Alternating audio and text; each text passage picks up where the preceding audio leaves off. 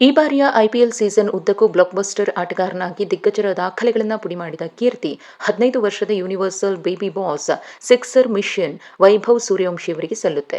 ಈ ವಿಡಿಯೋದಲ್ಲಿ ಈ ಯುವ ಸ್ಫೋಟಕ ಬ್ಯಾಟರ್ ಈ ಸೀಸನ್ನಲ್ಲಿ ಯಾವೆಲ್ಲ ಪ್ರಶಸ್ತಿಗಳನ್ನು ತಮ್ಮ ಮುಡಿಗೇರಿಸಿಕೊಂಡಿದ್ದಾರೆ ಹಾಗೂ ಆ ಪ್ರಶಸ್ತಿಗಳಿಂದ ಅವರಿಗೆ ಸಿಕ್ಕ ಮೊತ್ತ ಎಷ್ಟು ಅನ್ನೋದನ್ನು ನೋಡೋಣ. ಈ ಸೀಸನ್ನಲ್ಲಿ ಅತ್ಯಧಿಕ ರನ್ ಗಳಿಸಿ ಆರೆಂಜ್ ಕ್ಯಾಪ್ ಗೆದ್ದ ಅತ್ಯಂತ ಕಿರಿಯ ಆಟಗಾರ ಎಂಬ ಹೆಗ್ಗಳಿಕೆಗೆ ವೈಭವ್ ಸೂರ್ಯವಂಶಿ ಪಾತ್ರರಾಗಿದ್ದಾರೆ. ಈ ವರ್ಷ ಅಬ್ಬರದ ಬ್ಯಾಟಿಂಗ್ ಮಾಡಿದ ವೈಭವ್ ತಾವಾಡಿದ 16 ಪಂದ್ಯಗಳಿಂದ ಒಟ್ಟು 776 ರನ್ ಗಳಿಸಿ ಸಾಯಿ ಸುದರ್ಶನ್ ದಾಖಲೆಯನ್ನ ಬ್ರೇಕ್ ಮಾಡಿದ್ದಾರೆ.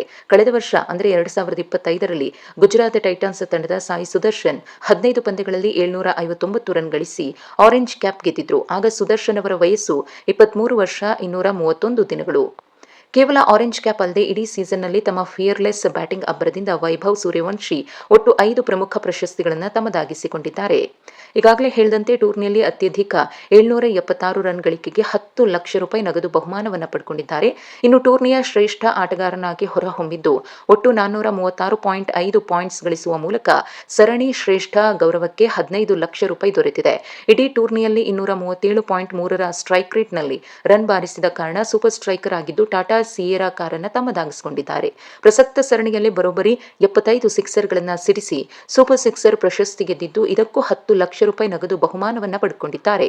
ಟೂರ್ನಿಯ ಅತ್ಯುತ್ತಮ ಉದಯೋನ್ಮುಖ ಆಟಗಾರ ಪ್ರಶಸ್ತಿಯು ಇವರ ಪಾಲಾಗಿದ್ದು 10 ಲಕ್ಷ ರೂಪಾಯಿ ನಗದು ಬಹುಮಾನ ಪಡೆದಿದ್ದಾರೆ. ಈ ಮೂಲಕ ಒಟ್ಟು 45 ಲಕ್ಷ ರೂಪಾಯಿ ನಗದು ಜೊತೆಗೆ ಟಾಟಾ ಸಿಯೆರಾ ಕಾರನ್ನ ಸೂರ್ಯವಂಶಿ ಪಡೆದು ಇತಿಹಾಸ ಸೃಷ್ಟಿಸಿದ್ದಾರೆ.